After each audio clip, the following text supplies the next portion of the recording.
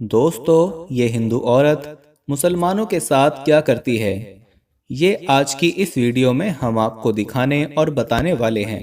यकीनन ये सब देखकर आप हैरान और परेशान रह जाएंगे।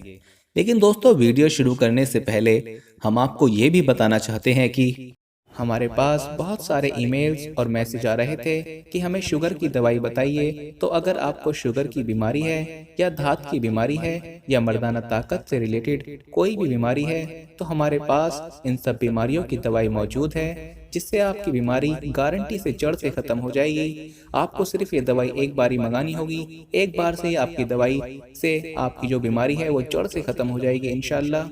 हमारे जो आलिम हैं उन्होंने इस दवाई पर पढ़ाई की है, वसाइफ की हैं। तो अगर आप दवाई मंगवाना चाहते हैं तो हम कुरियर से आपके पास दवाई भेज देंगे।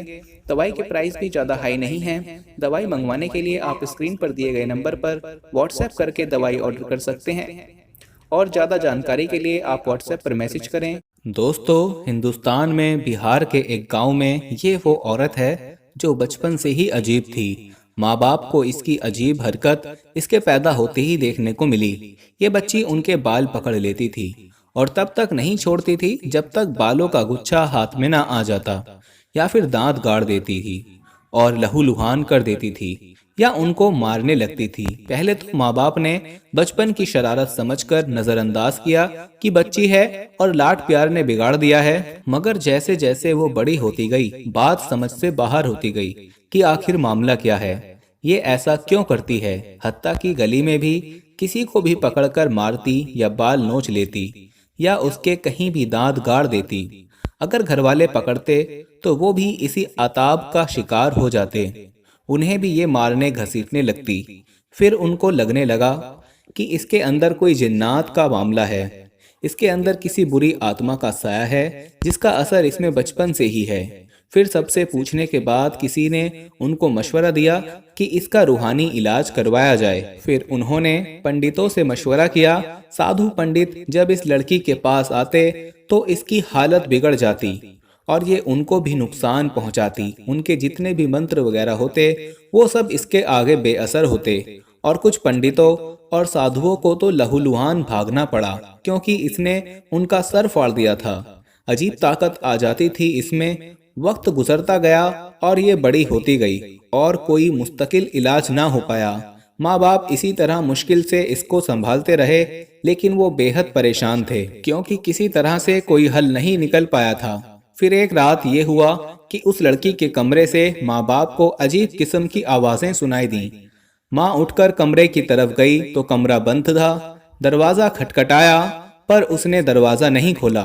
फिर माँ ने खिड़की से देखा तो वो बुद्ध सामने रखे अजीब हालत में दायरा लगाकर बैठी हुई कुछ ऊंची ऊंची आवाज में पढ़ रही थी, जैसे कोई जाप कर रही हो, और उसका अंदाज बहुत डरावना था। माँ ने बाप को बताया और उठाकर लाई कि ये मंजर देखें जो वो पढ़ रही थी। वो उन दोनों की समझ में नहीं आया कि वो कौन से लफ्ज अदा कर रही थी। खैर, उन्होंने उस रात तो नजरअंदाज कर दिया और जाकर सो गए। अगली रात ये हुआ कि माँ ने आधी रात को उठकर फिर उसके कमरे की खिड़की से देखा तो उसके पैरों तले से जमीन निकल गई, क्योंकि आज वो कोई पूजा पाठ नहीं कर रही थी, बल्कि खुद को अच्छे से दुपट्टे में लपेटकर नमाज अदा कर रही थी। उसने ये मंजर फौरन अपने शौहर को भी दिखाया। अब दोनों सर पकड़कर बैठ गए कि पूजा तक तो बात समझ में आती थी, मगर ये सब क्या है? क्या ये मुसलमान हो गई है? अगली रात वो और परेशान हो गए जब वहां मोमबत्तियां जलाए जीसस क्राइस्ट की तस्वीर रखे खड़ी थी और कुछ पढ़ रही थी। उसके अगली रात वो काली माँ के बुत के आगे वैश्याना तरीके से रस्क करती पाई गई। अब बात बिल्कुल समझ से बाहर थी कि आखिर मामला क्या है। इसके अंदर जो जिन्नात हैं वो मुस्लिम हैं, हिंदू हैं, ईसाई हैं, ये सब उन्हीं के बाइस है। वो कोई एक जिन या आत्मा नहीं है। क्या बहुत सारे जिन्नात हैं, आत्माएं हैं, बुरी आत्माएं हैं जो इसके अंदर हैं। माँ बाप बहुत परेशान थे और उनको कोई हल दिखाई नहीं दे रहा था। जब वो इसे ये करते हुए देखते और मना करते तो वो चीखने चिल्लाने लगती कि यहाँ से चले जाओ वरना भस्म कर दूंगी, तबाह कर दूंगी, बर्बाद कर दूंगी। वो उनकी किसी बात को सुनने पर राजी नहीं थी। उन्होंने फिर पंडितों से राब्ता किया, सारा मांजरा दिखाया सुनाया, मगर फिर भी कुछ हल ना निकला। तंग आकर किसी के मशवरे से वो मुसलमान आलिमों के पास गए। उन्होंने भी दम दुरूद किए, लेकिन लड़की ने उल्टा उनका नुकसान किया। कभी सर फाड़ दिया, कभी जो चीज हाथ में आई उनके सर पर मार दी या कहीं भी मार दी, जिससे वो लहूलुहान हो जाते, या उनकी बाजू पर दांत गाड़ देती, या उनकी आंखों में उंगलियां गाड़ देती। वो इस तरह की हरकतें करती थी कि दूसरा भाग जाता था, फिर कोई उसके करीब नहीं आता था। इस वजह से उसे कमरे में बंद रखा जाने लगा। किसी आलिम पंडित को बुलाया जाता तो वो खिड़की से ही दम दरूद करते। सबका अपना अपना कहना था, कोई कुछ कहता, कोई कुछ कहता कि बहुत से जिन हैं, इनके खानदान के खानदान इसके अंदर बसते हैं, बुरी आत्माएं हैं, या सफली काला जादू है जो इसकी पैदाइश से ही साथ चल रहा है, वगैरह वगैरह। सब आते अपने अपने तरीके से कमरे के बाहर खड़े खिड़की से ही दम दरूद या मंत्र वगैरह पढ़ते और चले जाते। सिलसिला जारी रहा। लड़की वैसी ही रही। रातों को कभी ये नमाज पढ़ती दिखती तो कभी बुतों की पूजा करती, या अजीबोगरीब तरह से दायरे में खुले बालों में झूमती कुछ पढ़ती नजर आती। कभी जीसस के आगे मोमबत्तियां जलाकर प्रे करती। जब कोई हल ना निकला, माँ बाप की समझ से बिल्कुल बाहर हो चुका था मामला, और जब कोई हल ना निकला तो बात आई गई हो गई। दम दरूद जारी रहे। वक्त गुजरता गया। अब इसमें थोड़ी तब्दीली आना शुरू होने लगी थी। वो नॉर्मल होने लगी थी। माँ बाप ने शुक्र किया, लेकिन फिर उन्हें एक और तब्दीली का एहसास हुआ कि वो लड़की मर्दों की सी हरकतें कर रही है और मर्दों की तरह बातचीत करने लगी है। माँ बाप के लिए तो ये भी परेशान करने वाली बात थी, मगर उनके लिए इतना ही बहुत था कि अब ये किसी को नुकसान नहीं पहुंचा रही।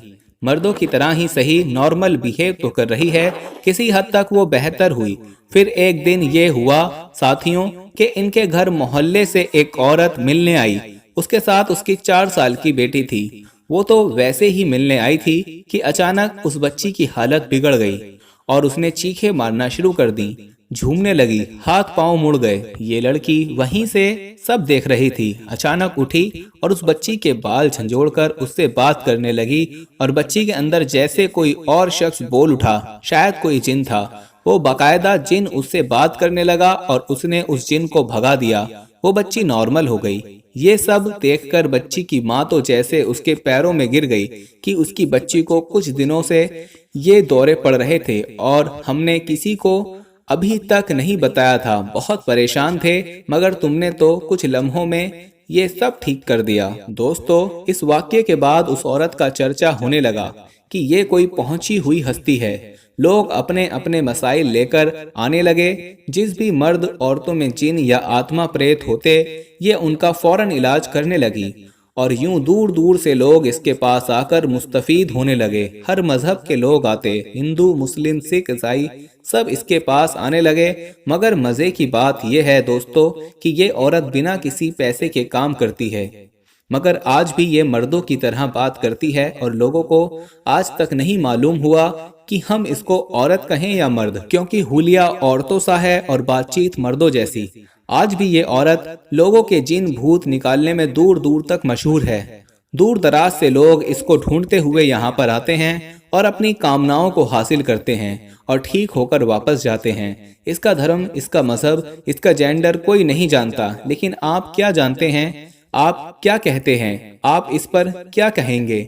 ये औरत आखिर है कौन? ढोंगी है या सच में इसके पास कोई कुव्वत है? कमेंट सेक्शन में बता सकते हैं। हमें आपकी राय का इंतजार रहेगा। दोस्तों, इसी तरह वीडियो को लाइक करते हुए शेयर करना मत भूलिएगा, और जाते जाते कंफर्म कर लें कि आपने हमारा चैनल सब्सक्राइब कर रखा है, और अगर नहीं तो अभी सब्सक्राइब करके बेल आइकन को प्रेस कर दें। अब मिलते हैं अपनी अगली वीडियो में। तब तक के लिए मुझे इजाज़त दीजिए। फी अमानिल्लाह।